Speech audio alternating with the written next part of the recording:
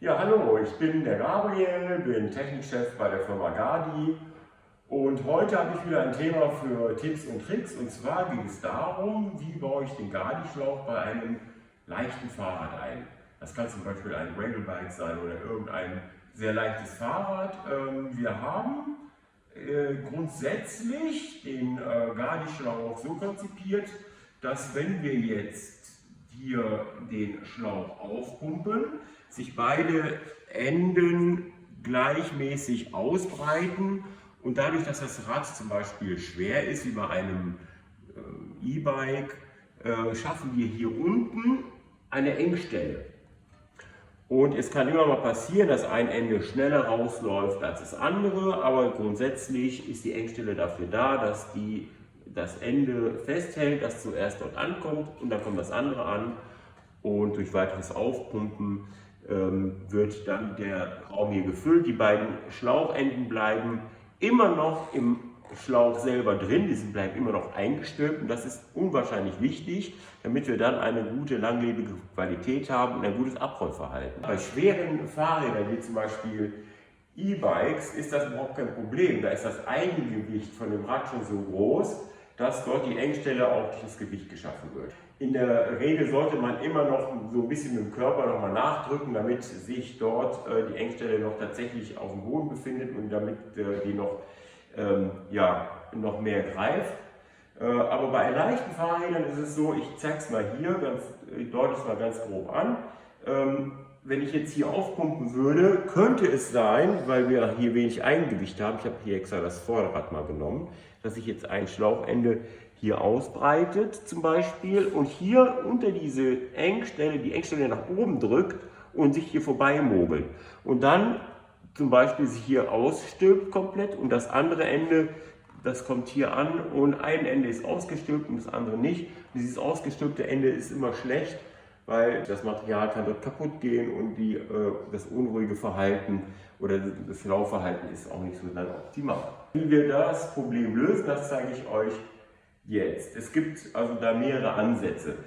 Der erste Ansatz ist, ich setze die Pumpe hier oben an, das Ventil ist oben, wie in der Beschreibung. Und hier unten ist ja die Engstelle, und beim Pumpen belaste ich diese Engstelle noch mit meinem Körper. Dass ich hier wirklich einen Druck auf diesen Punkt habe. Dann kann man auch noch Folgendes machen. Man dreht das Rad so, dass das Ventil unten ist, pumpt hier auf, und oben hält man mit der Hand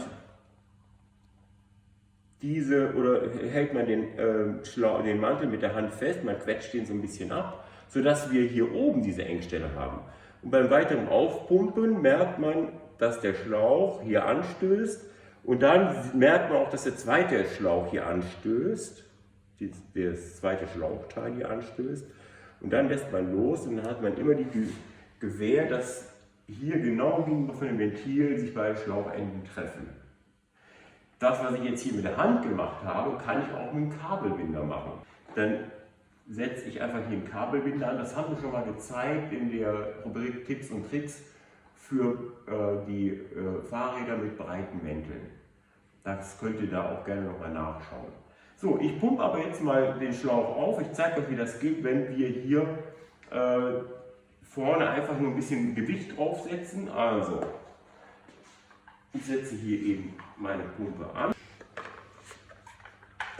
So, jetzt drücke ich hier mit ein bisschen Eigenkörpergewicht hier drauf, und irgendwann, ich merke jetzt schon, so langsam kommen die Enden unten an. Und jetzt kann ich schon gar nicht mehr festhalten. Jetzt drücken mich die Enden, also der Schlauch selber drückt mich jetzt hoch. Wunderbar. Ja, die Enden sind genau gegenüber vom Ventil, haben die sich getroffen. So soll es auch sein. Jetzt habe ich noch einen Punkt, der auch für mich wichtig oder für euch wichtig sein sollte. Also, wenn ich habe in der Regel keine Standpumpe dabei. Deswegen ist diese Methode interessant, wenn ich in der Gruppe bin. Da kann jetzt einer das Rad festhalten oder einer stützt sich hier drauf, ein anderer pumpt. Oder ich nehme grundsätzlich Kabelbinder mit. Das geht auch. Und dann pumpe ich dann das Fahrrad auf. Wenn ich alleine unterwegs bin, macht das Sinn. Ja, so einfach geht es. Vielen Dank.